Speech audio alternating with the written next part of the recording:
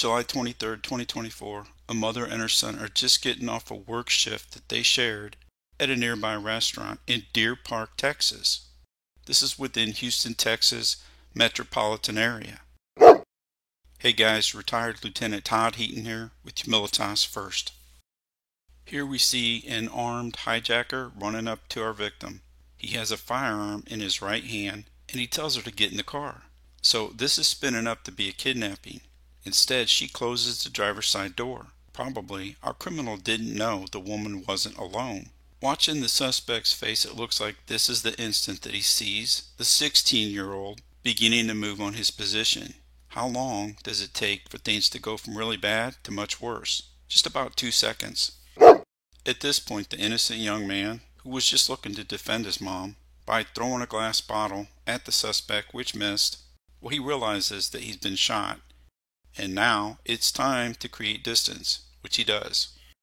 The bad guy flees with the family car, flees from the police for about an hour, ends up crashing, and he's taken into custody. What lessons can we learn from this? Typically, it's a really bad idea to draw on a drawn gun at point blank range, because it's really hard for the bad guy to miss.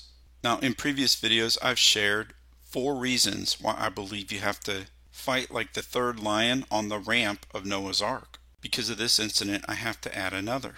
So I'm going to combine the first 2, so we can stay at 4.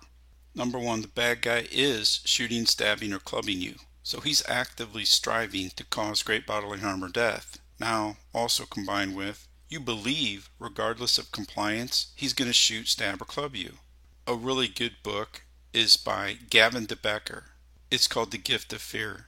And he does a good job explaining how some of the things that the bad guy will say or do are big time clues that no matter what you do, it's going to end badly. Number 2, this is a kidnapping where the bad man wants to take you to a secondary crime scene. That more private location probably is going to end up in torture, rape, murder, and your body being set on fire.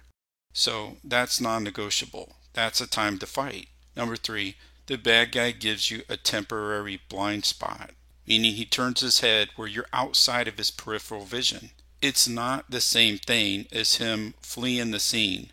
If he's fleeing the scene and you're blasting away at him, well, you're going to have a moral problem with God because of revenge and a legal problem with the state.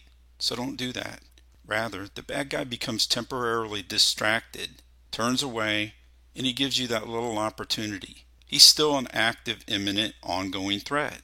In this case, he's a direct threat to one of your family members. Now that I think of it, this guy managed to hit all 4 reasons that you should immediately begin defending yourself or your loved one. And number 4, the present case. One of your family members decides to act independently. Have you had any discussions with your family on these kind of topics? Sometimes you just have to save your family members from themselves. This is one such case. On the other hand, if the bad guy is not actively shooting me or mine, and I believe full compliance is going to mean that my family and I don't get seriously injured or killed, then I'm probably going to give him my keys, phone, and wallet and just be a good witness. If it's not a kidnapping, the bad guy doesn't give me a blind spot, and none of my family members do anything impulsive and dangerous, then the same thing. I comply and I'm a good witness. If you see your child attempting something that's likely to be highly ineffective, like charging towards the bad guy in plain view, or like throwing a glass bottle at the bad guy's head, draw, present, and begin sending defensive rounds until the threat is stopped. Shot isn't dead. So if you get shot, don't stop until time gives way to eternity. Now this young man recovered and was able to give this interview. But there's no guarantees. You get shot in the chest, you might not make it.